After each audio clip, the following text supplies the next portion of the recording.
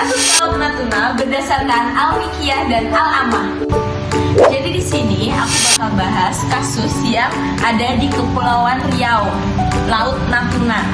Jadi kita akan mengkritik apa sih penyebab kasus ini. Yang pertama ada illegal fishing dari kapal-kapal asing seperti dari Vietnam, Tiongkok. Kemudian yang kedua ada SDA kita laut, seperti lautnya ikan yang di dalam ikan tersebut itu dinikmati oleh negara asing yang illegal fishing tadi.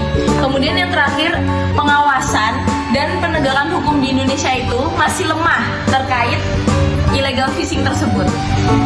Kemudian ada dampak. Apa sih dampak dari penyebab kasus tadi? Yang pertama, terjadinya illegal fishing itu berdampak kepada pendapatan nelayan lokal turun karena wilayah tangkap nelayan itu dikuasai oleh kapal-kapal asing.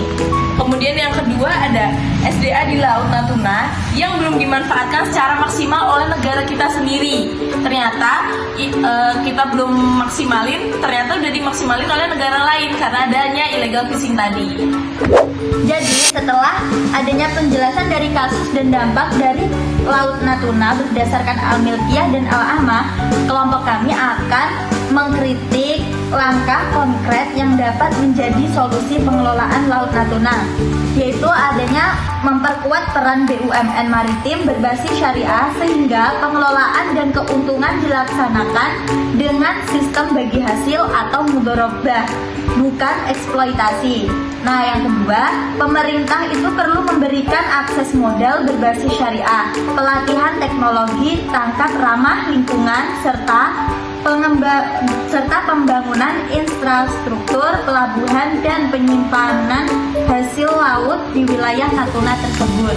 Sesuai dengan kasus yang kita angkat, yaitu kasus Laut Natuna berdasarkan Al-Miqyah dan Al-Amah. Nah, Al-Miqyah dan Al-Amah merupakan dasar hukum Islam yang memiliki arti milik bersama umat dan negara sebagai pengelola amanah.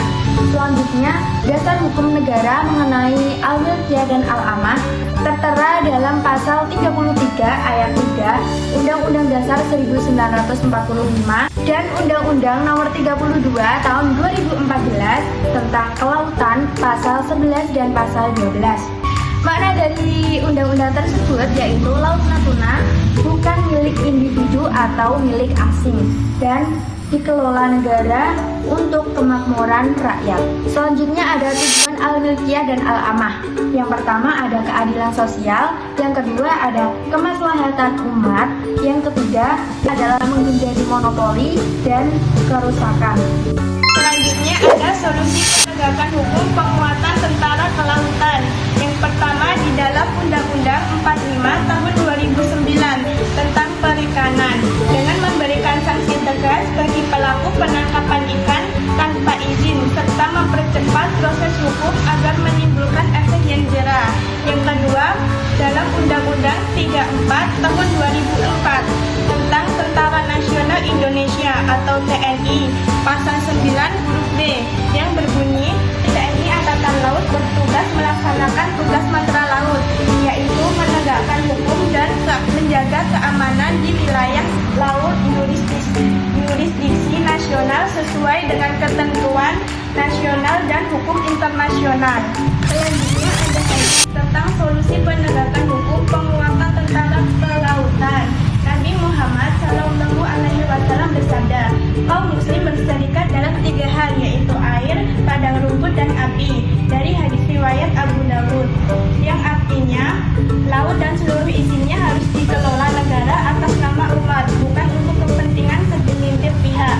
Pemerintah berkewajiban mengelola kekayaan laut secara adil dan transparan agar manfaatnya bisa dirasakan seluruh rakyat, terutama masyarakat pesisir yang hidup dari laut.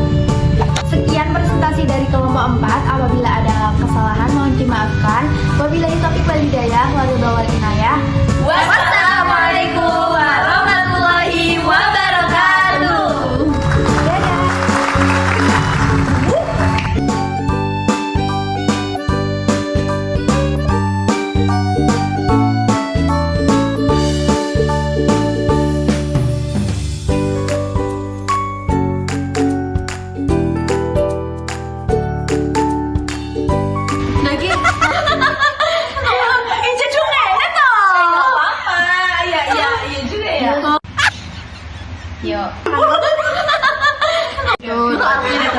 yang ngomong. Oh, iya benar. 1, 2, 3. 4 akan mempresentasikan hasil diskusi kami. Marahnya dong. Tapi Untuk kaos jadi dia enggak dari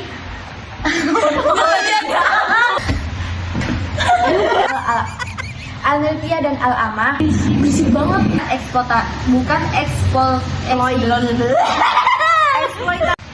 Yang selanjutnya ada Yang selanjutnya ada pengelolaan. Ulang ya. Oke. Masih. Dan kok anu. ya weh. Berisik. Sumpah, usik. Masuk.